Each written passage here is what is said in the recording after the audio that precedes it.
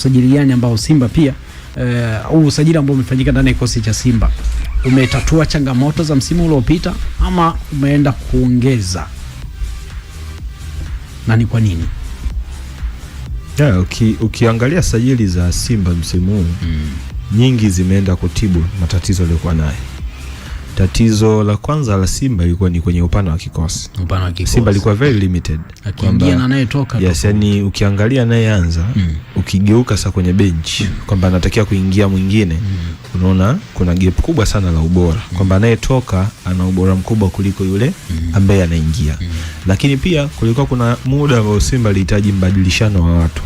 Yani tukumbuke hapa mwezi wa 5, nakumbuka ilikuwa ni mwezi wa 4 katikati mpaka mwezi wa 5 mwishoni. Nilikuwa napiga hesabu siku ya kipenga extra hapa. Simba ilikuwa na takriban mechi 10 na kitu katika hicho kipindi cha almost wiki 6 mpaka wiki 7. Sasa ukiangalia mechi 10 ndani ya wiki 7 ni nyingi sana. Huyo Jean Charles anataka kucheza mechi zote za ligi, za kimataifa na za CRDB. Huwezi ukaupata ubora huu mchezaji kwenye michezo yote. Elimpanzo the same, anataka kucheza mechi zote kwa mfululizo. Kila baada ya siku 3 mtu anatakiwa kucheza. Na zote hizo anatakiwa kucheza kwenye ubora.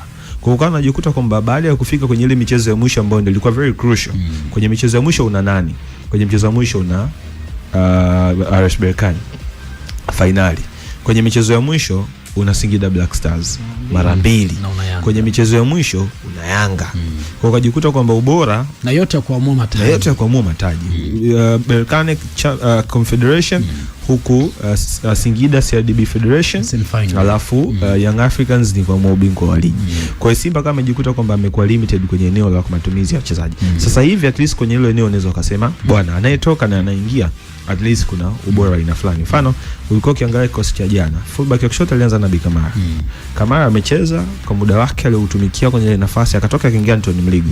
Sisemi kama wanafanana ubora, lakini at least hauona kwamba Mligo ameenda kushusha ubora wa ile nafasi. Alienda kama maintain. Inawezekana hakucheza kama Kamara, lakini pia madhaifu hakuyaonyesha kwamba mbona alihama hii nafasi Kamara anaenda kucheza namba 8. Mbona alihama hii nafasi kama alikuwa anacheza vizuri kuliko huyo aliingia? Hapana. Kuna kuja kujikuta kwamba at least kuna sehemu ambayo Simba anafanikiwa sasa hivi msimu huu ku maintain kwamba ule walioanza na watakaoingia kuna sehemu ambao kuna kitu ambacho ataenda kukupa. Okay, kwa hiyo kwa tafasiri hiyo Simba wana X factors wa kutosha saizi.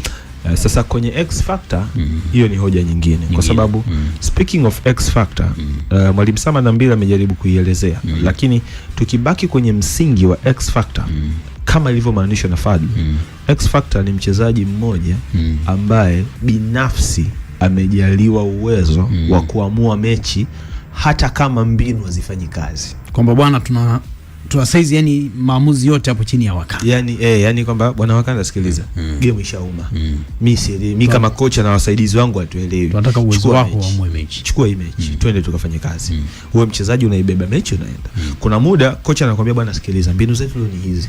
Hizi mbinu ili zifanikiwe ni lazima wewe una mchezo mzuri. Wewe usipokuwa tuna mchezo mzuri hizi mbinu hazifanikiwi. Unaweza kujikuta kwamba wewe ndio unatakiwa kuwa ball carrier. Wewe ndio unatakiwa kutengeneza nafasi. Wewe ndio unatakiwa kutoil kwenye ile eneo la juu. Kwa mchezaji pale anasema okay kocha nipe hii, mimi nitaenda kuicheza. Kwamba nyuma una watu wengi wanakutizama wewe. Kwa mfano, kuna interview moja alishaikuifanya Ali Kamwe. Ali wakati anafanya ile interview, aligusia mechi ya mwisho ya ligi kati ya Simba na Yanga. Anasema kwamba Djigui Diarra alimfuata Pacome akamwambia brother tunaomba usiugue.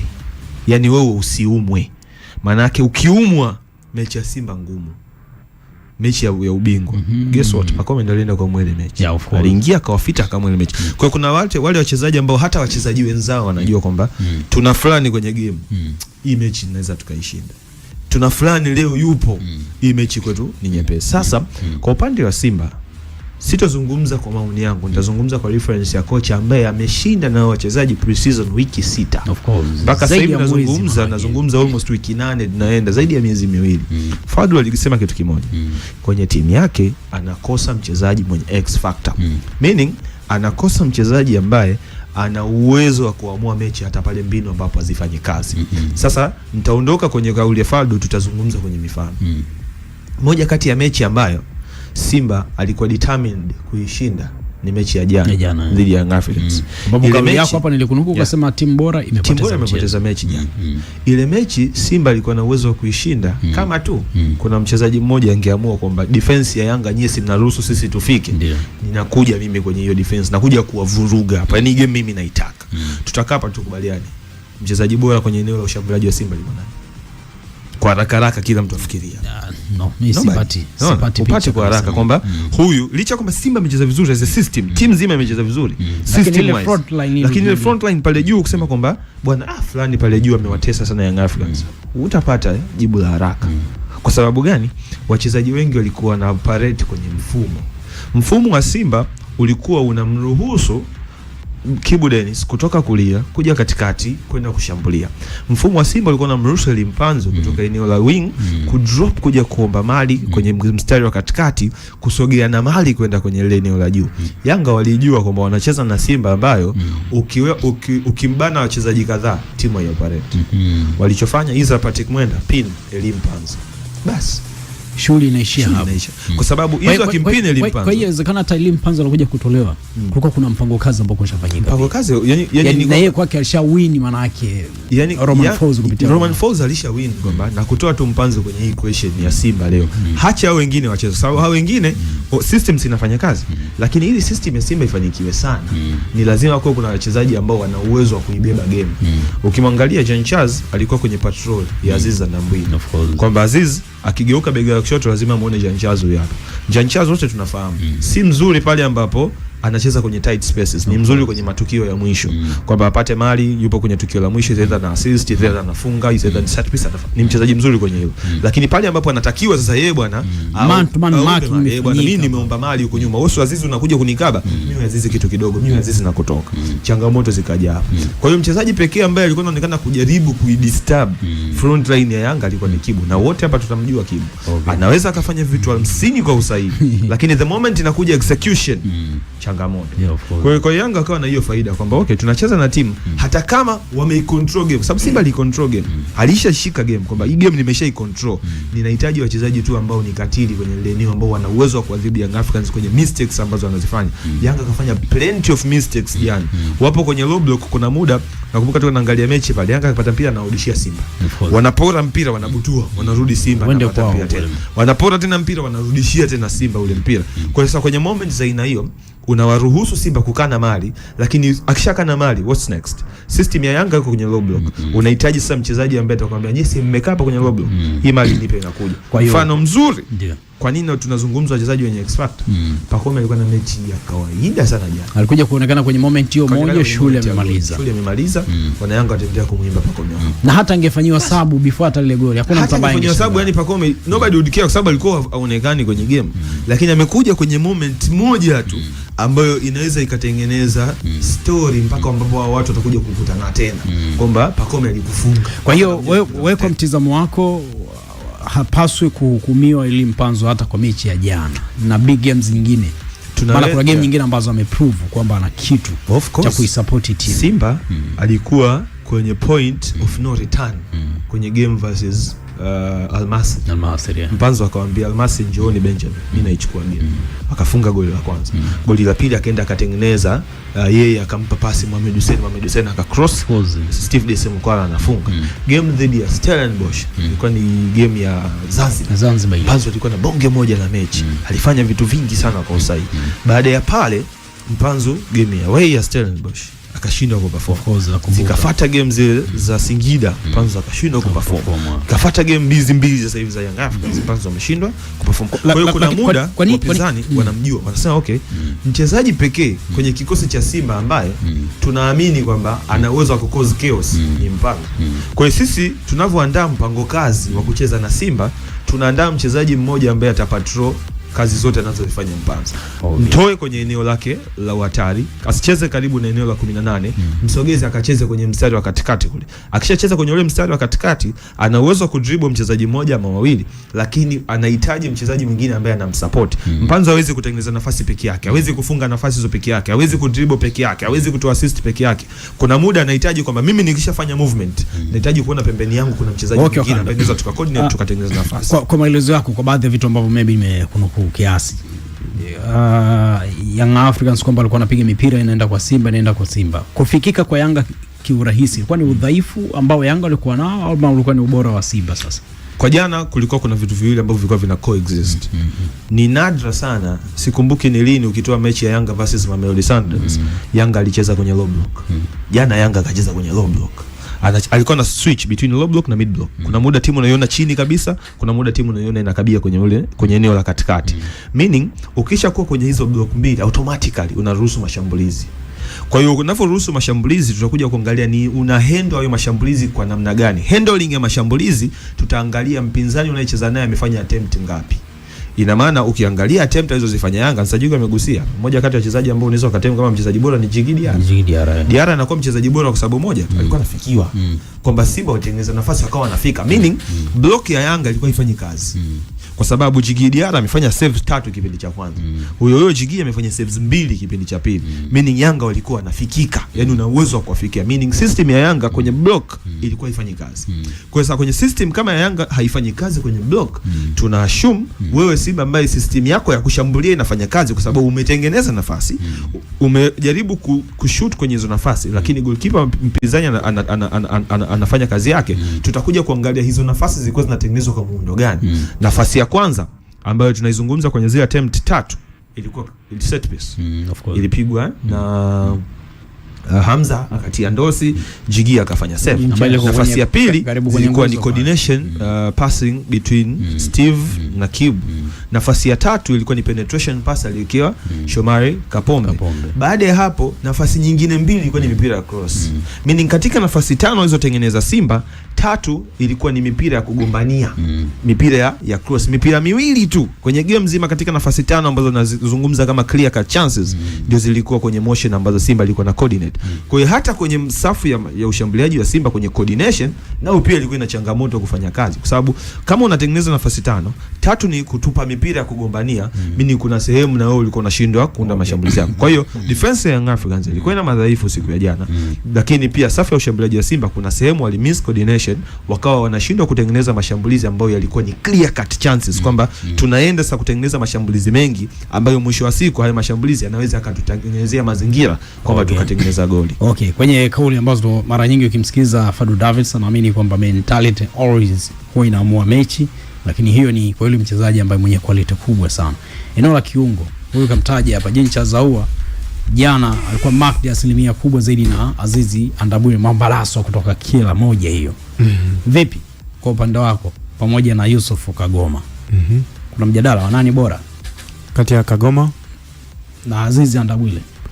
Tumi bado kile ambacho naamini Kagoma ni bora kwa sababu amesha prove akiwa tayari na Simba kuanzia msimu uliopita mpaka sasa hivi.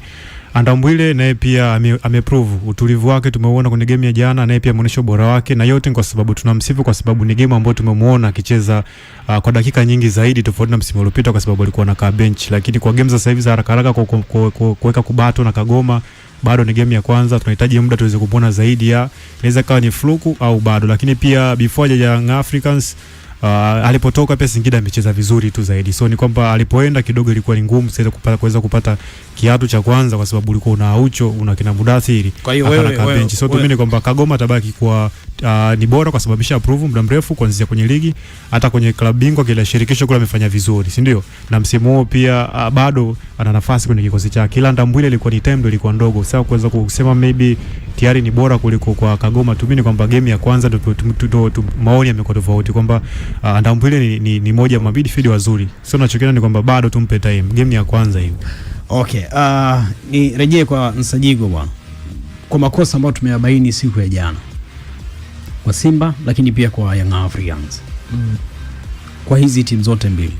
Tunaweza tusema kwamba amepata pre-season yenye kiwango cha kuhakikisha kwamba msimu huu mpya wataenda kukompiti vya kutosha. Makosa tunayoshuhudia jana ama kuna shida ambayo inaweza kusema bwana haya makosa asilimia kubwa zaidi pre-season haikuwa imara kiasi hicho? No, hapana, mimi sioni kama kuna shida kwenye maandalizi ya msimu kwamba kupata kutosha. Mimi sio kesi ya msingi. Pia kwa Simba kwa muda ambao wamekaa kambini mpaka siku ya jana kucheza ni karibia wiki 8 zinafika. Tangu tarehe 25 mwezi wa 7 Jana ilikuwa ni tarehe 16 mwezi wa 9. Almost wiki 8 wiki 7. Ni muda mrefu sana. Na moja ya kitu ambacho ingekuwa judgment kubwa sana kwenye kujudge maandalizi yao ya msimu, kwanza ingekuwa ni namna gani ambavyo hii timu ina move kutoka kwenye phase moja mpaka kwenye phase nyingine. Hii timu ina coordination, kuna combination tunaziona, hakuna. Lakini hayo yote tulikuwa tunayaona usiku jana. Mfano kwa Simba alikuwa anafanya, ndio maana walikuwa wanaweza japokuwa kuna muda alikuwa anatumia mpira mirefu, lakini kuna muda hata zile combination passes tulikuwa unaziona. Na kingine mechi ya jana pia inawezekana sio kipimo sana cha kujua hii timu ikoje, ubora wake ni upi au udhaifu wake ni upi, kwa sababu pia ni mechi ambayo wakati mwingine inakuwa na hamasa sana. Inawezekana mtu akaitaka mechi ya kutosha, akahamasika vilivyo kwamba hii mechi mimi naitaka. Na ndio maana misimu 4 Yanga kashinda ubingwa. Ile misimu miwili ya mwanzo alikuwa ashindi mechi za dhidi ya Simba. Lakini anachukua ubingwa. Yaani Simba ambaye anamng'ang'ania Yanga kwenye dabi, huko wengine alikuwa anapoteza.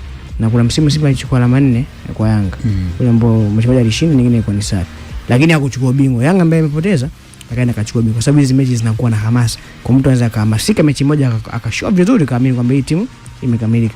Lakini vipi kuhusiana na muendelezo hicho ambacho kimefanya siku hiyo? Kwa hiyo wewe unaamini pre-season ilikuwa haikuwa changamoto? Kwa mimi haikuwa changamoto. Lakini si unafahamu kwamba kuna wachezaji wengine hawakuwa na timu ama coach alikuwa anakosa huduma ya wachezaji. Of course. Maana kwenye press conference hivi siku 2-3 zilizopita akawa anazungumzia kwamba for the first time Romain Folz amesema kwamba kwa mara ya kwanza nakuwa na kundi langu lote la wachezaji kwa wakati mmoja. Sawa. Hauoni pia labda kuna kitu ambacho kina miss, na walio wengi unaona kabisa ni kweli hawakuwa kwenye kile kikosi. Na sasa hizi kwenye lineup tunaenda kuona, unaona wale ambao hawakuwa kwenye pre-season na kocha na timu kwa ujumla ndio ambao wamepata nafasi. Kwa mfano Simba kabla ya Yanga, wachezaji ambao hawakuwa kwenye kambi ya timu ya Simba kule Misri ambao jana walianza. Ni mchezaji mmoja Yusuf Kagoma, Hamza of course, na kwa alicheza dakika chache. Ibuka cheza dakika chache na akatoka. Lakini ambao umetumika muda mrefu wengi walikuwa kwenye kambi. Akiathiri mwalimu kiufundi. No, kwa kesi kidogo sana, kwa sababu hao wachezaji kwa mfano kama issue ya Fadlu na Hamza, hao wote wamekuwa nao msimu uliopita. Kwa mimi siamini kwenye kukosa hii season ilikuwa kimekuwa ni athari. Bana, kwenye issue ya Yanga, inawezekana kwa Yanga make sense kidogo, kwa sababu msingi wa timu wameathirika kupitia CHAN kwa kiasi. Na hiyo athari ambayo tunaona kwa Yanga sio athari ya mchezaji mmoja mmoja kwamba labda hakuwa fit kwa sababu walikuwa wanacheza. Labda issue iwe kwenye uchovu kwamba alikuwa amechoka, issue ya fatigue katumika sana, au huu mchezaji kwa sababu hakuwepo kwenye kambi na leo mwalimu amezoea kumtumia. Labda kama kuna kitu kingine ambacho mwalimu alikuwa anataka akiintroduce kwenye timu, yeye hakuweza kukikosa kwenye eneo hilo. Lakini kwa game ya jana kwa mimi hicho sikukiona. Ndio nasema judgment yangu mimi kwenye mechi ya jana siwezi kuifanya sana kwenye mechi ya Masa ambayo vitu vingi vinafanyika, vingi vinakuwa nje ya uwanja. Wewe mwenyewe utagusia hapa kwamba hizi mechi wakati mwingine zina mambo mengi ya nje ya uwanja. Kwa inawezekana performance ya jana hizi performance ambayo na timu msimu mzima ambao utacheza hivi siku zote. Na inawezekana mechi inayokuja ka off kabisa. Kwa hiyo kuanzia kesho yule Andabwile wa jana inabidi tumkatae. Kwa nini tumkatae? Tunazidi kumwangalia. Tunazidi kumwangalia. Ndio akasema Imani hapa ni mechi yake ya kwanza na icheza adabi na kwenye mechi ya mashindano inawezekana mechi ya kwanza ambayo ametumika muda mrefu. Kwa sababu ile mechi ya Tabora hakumaliza, aliumia akaweza katoka. Jana akacheza karibia ni muda wote akacheza mechi nzima. Tena kwenye mechi ya adabi kwa mara ya kwanza. Na huyo ni mchezaji ambaye alikuwa kambini na mwalimu tangu episode inaanza. Ile ni mechi ya kwanza. Siwezi leo hii nikamaliza maneno kwamba huyu Andabwile ni kiboko atakuwa hivi siku zote. Mtahitaji muda wakaendelea kumuona zaidi kwamba huyu Andabwile anafanya kitu gani. Lakini kwa kumalizia pale kwa Fadlu. Katika wachezaji ambao Fadlu alihitaji kunidilisha hili la usajili. Ni mchezaji mmoja tu aliweza kumkosa. Ambaye Faisal. Ambaye ni Faisal. Nataka kuniambia kwamba Faisal ile dili lingetiki. Ngoja nimalizie sasa, tunataka maisha Simba angebadilika kabisa. Ngoja nimalizie ndio nikiseme. Kwa hiyo kama akamkosa mchezaji mmoja na wengi kawapata, maana yake huyu mwalimu kapata asilimia almost 90 ya wachezaji ambao alikuwa anahitaji. Kwa hiyo awe tayari kwa ajili ya kufanya kazi. Asilete excuse. Kwa hiyo inawezekana Simba kipoteana mbele ya safari bado akawa anaegemea huo. Afu yani kuna upande. Maana mimi nikikumbuka ile interview siku zote tupo hapa. Yaani unaona kuna utetezi fulani unatafutwa, kuna miezi 4, 5, 6 inayofuata kutoka kuna dirisha la usajili, lakini mtenda na kundi la wachezaji kwenye kufera ambako yani saa hizi mpaka hiyo dirisha dogo ambao analipigia mahesabu. Simba tukikuferi kwenye eneo lolote hapa katikati. ndio kwanza ligi inaanza. Nategemea mpaka dirisha dogo awe nafasi ya pili au ya kwanza kwenye CAF Champions League. Kwa hao wachezaji ambao yuko nao nategemea au watu wa makundi anaitafuta robo finali. Yani hayo ndio maeneo ambayo anatakiwa awepo. Yani hili kundi la wachezaji ambao yupo nao linaweza kumfikisha hapo alipo.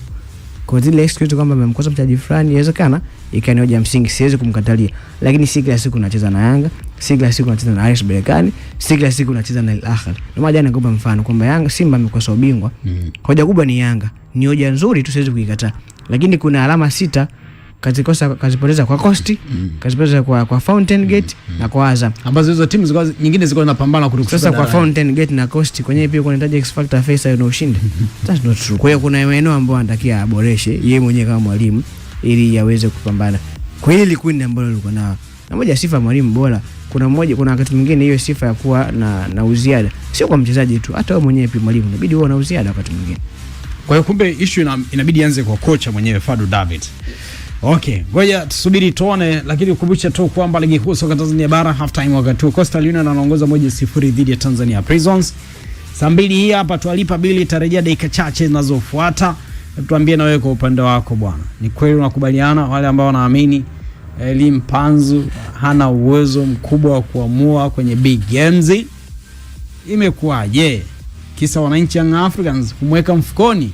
Ibana Joakim yuko hapa anafurahia kabisa na AK yake anajiita Pacome Suswa.